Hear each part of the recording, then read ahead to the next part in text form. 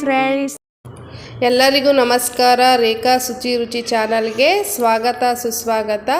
ಈ ದಿನ ನಾನು ನಿಮಗೆ ನೈಸರ್ಗಿಕವಾಗಿ ಹೊಲದಲ್ಲೇ ಸಿಗುವಂತಹ ಅಣ್ಣೆ ಸೊಪ್ಪನ್ನು ಬಳಸಿ ಉಪ್ಸಾರು ಮಾಡುವುದು ಹೇಗೆ ಅಂತ ಹೇಳ್ಕೊಡ್ತಾ ಇದ್ದೀನಿ. ನೋಡಿ, ಚೆನ್ನಾಗಿ ತೊಳೆದಿಟ್ಕೊಂಡಿದ್ದೀನಿ ಅಣ್ಣೆ ಸೊಪ್ಪನ್ನು. ಈ ಅಣ್ಣೆ ಸೊಪ್ಪಿಗೆ ನಾನು ಬಿಳಿ ಅಲಸಂದೆ ಕಾಳನ್ನು ಬಳಸ್ತಾ ಇದ್ದೀನಿ. ಒಣಕಾಳು, ಹಸಿದೇನು ನಾನು ತೊಗೊಂಡಿಲ್ಲ, ಒಣಕಾಳನ್ನು ನಾನು ತಗೊಂಡಿದ್ದೀನಿ. ನೋಡಿ, 1 ಕಪ್ಪಷ್ಟು ಬಿಳಿ ಅಲಸಂದೆ ಕಾಳು, ಕರೆಮಣಿ ಕಾಳು ಅಂತಲೂ ಸಹ ಇದನ್ನು ಕರೀತಾರೆ. ಕುಕ್ಕರಲ್ಲಿ ನೀರನ್ನು ಇಟ್ಟು ನೀರು ಬಿಸಿಯಾದ ನಂತರ ಅಲಸಂದೆ ಕಾಳನ್ನ ನಾನು ಹಾಕ್ಕೊಳ್ತಾ ಇದ್ದೀನಿ. ನೀರು ಬಿಸಿಯಾಗಕ್ಕೆ ಮುಂಚೆನೇ ಹಾಕ್ಕೊಳ್ಳೋಕೆ ಹೋಗಬೇಡಿ, ಒಣಕಾಳುಗಳನ್ನ ಸರಿಯಾಗಿ ಬೇಯೋದಿಲ್ಲ. ಈ ರೀತಿ ಸ್ವಲ್ಪ ನೀರನ್ನು ಬಿಸಿ ಮಾಡಿ ಹಾಕಿದ್ರೆ ಚೆನ್ನಾಗಿ ಕಾಳುಗಳು, ಒಣಕಾಳುಗಳು ಬೇಯ್ತವೆ.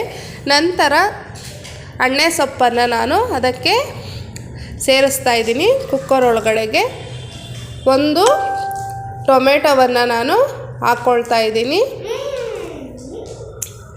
5 ರಿಂದ 6 ಹಸಿಮೆಣಸಿನಕಾಯಿ, ರುಚಿಗೆ ತಕ್ಕಷ್ಟು ಉಪ್ಪನ್ನು ಹಾಕ್ಕೊಂಡು ಕುಕ್ಕರ್ ಲಿಡ್ಡನ್ನು ಕ್ಲೋಸ್ ಮಾಡಿ 2 ವಿಸಲ್ ಕೂಗಿಸ್ಕೊಳ್ತಾ ಇದ್ದೀನಿ. 2 ವಿಸಲ್ ಕೂಗಿಸ್ಕೊಂಡ್ರೆ ಸಾಕು. ನೋಡಿ, ಚೆನ್ನಾಗಿ ಕಾಳು ಮತ್ತು ಸೊಪ್ಪು ಬೆಂದಿದೆ. ಈ ಕಾಳು ಮತ್ತು ಸೊಪ್ಪನ್ನು ಒಂದು ಪಾತ್ರೆಗೆ ಸೋಸ್ಕೊತಾ ಇದ್ದೀನಿ. ಸಪ್ಪೆ ನೀರನ್ನು ಒಂದು ಜಾರನ್ನು ತಗೊಂಡು ಆಗಲೇ ಕುಕ್ಕರಲ್ಲೇ ಬೇಯಿಸಿದಂತಹ ಟೊಮೆಟೊ, ಹಸಿಮೆಣಸಿನಕಾಯಿಯನ್ನು ಹಾಕ್ಕೊಳ್ತಾ ಇದ್ದೀನಿ ಜಾರಿಗೆ. ಸ್ವಲ್ಪ ಕೊತ್ತಂಬರಿ ಸೊಪ್ಪು, ಒಂದು ಗಡ್ಡೆ ಬೆಳ್ಳುಳ್ಳಿ, ಸ್ವಲ್ಪ ತೆಂಗಿನಕಾಯಿ ತುರಿ, ಕಾಳುಮೆಣಸು, ಒಂದು ಅರ್ಧ ಸ್ಪೂನು ಜೀರಿಗೆ.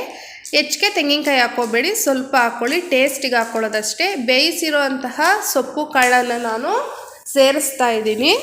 ಸ್ವಲ್ಪ ನೀರನ್ನು ಹಾಕ್ಕೊಂಡು, ಜಾಸ್ತಿ ನೀರು ಹಾಕ್ಕೊಳ್ಬೇಡಿ, ಗಟ್ಟಿನೇ ಇರಲಿ ಖಾರ, ಉಪ್ಸಾರು ಖಾರ.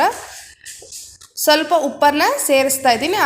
ಆಗಲೇ ಕಾಳನ್ನು ಬೇಯಿಸ್ಬೇಕಾದ್ರೆ ಹಾಕಿದ್ದೆ, ಹಂಗಾಗಿ ನುಣ್ಣಗೆ ರುಬ್ಕೊಂಡಿದ್ದೀನಿ. ನೋಡಿ, ಈ ರೀತಿಯಲ್ಲಿ ಉಪ್ಸಾರಿನ ಖಾರ ನಿಮಗೆ ಕಾಣಿಸ್ತಾ ಇದೆ.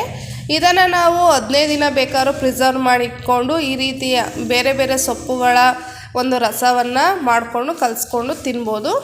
ಒಂದು ಬಾಣಲೆಯನ್ನು ಇಟ್ಟು 1 ಸ್ಪೂನ್ ಎಣ್ಣೆಯನ್ನು ಹಾಕಿ, ಎಣ್ಣೆ ಬಿಸಿಯಾದ ನಂತರ ಅರ್ಧ ಸ್ಪೂನು ಸಾಸಿವೆಯನ್ನು ಹಾಕಿ ಸಾಸಿವೆ ಸಿಡಿಯೋದಕ್ಕೆ ಬಿಡ್ತಾ ಇದ್ದೀನಿ.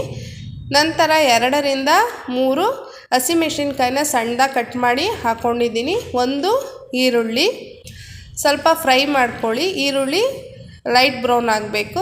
ಹಸಿ ತೆಂಗಿನಕಾಯಿ ತುರಿಯನ್ನು ನಾನು ಸೇರಿಸ್ತಾ ಇದ್ದೀನಿ. 4 ಸ್ಪೂನು ಹಸಿ ತೆಂಗಿನಕಾಯಿ ತುರಿ ಹಾಕಿದ್ದೀನಿ. ಹಸಿ ತೆಂಗಿನಕಾಯಿ ತುರಿಯನ್ನು ನಾವು ಹಾಕೋದ್ರಿಂದ ಸೊಪ್ಪು ಕಾಳಿನ ಪಲ್ಯ ತುಂಬಾ ಟೇಸ್ಟ್ ಬರುತ್ತೆ. ಈ ಸೊಪ್ಪು ಕಾಳನ್ನು ರಸವನ್ನು ಹಿಂಡಿ ಇದಕ್ಕೆ ಹಾಕ್ಕೊಂಡು ಚೆನ್ನಾಗಿ ಮಿಕ್ಸ್ ಕೊಡ್ತಾ ಇದ್ದೀನಿ. ಈ ರೀತಿಯಲ್ಲಿ ನೀವು ತಿರುಗಿಸ್ತಾ ಹೋಗಿ ಮಿಕ್ಸ್ ಕೊಡಿ. ನೋಡಿ ಹೇಗೆ ಕಾಣಿಸ್ತಿದೆ ಅಂತ ನೀವು ಸಹ ನಿಮ್ಮ ಮನೆಯಲ್ಲಿ ಈ ರೀತಿಯಲ್ಲಿ ಉಪ್ಸಾರನ್ನು ಮಾಡಿ, ತುಂಬಾ ಚೆನ್ನಾಗಿರುತ್ತೆ. ಲೈಕ್, ಶೇರ್, ಸಬ್ಸ್ಕ್ರೈಬ್ ಟು ರೇಖಾ ಶುಚಿ ರುಚಿ ಚಾನಲ್.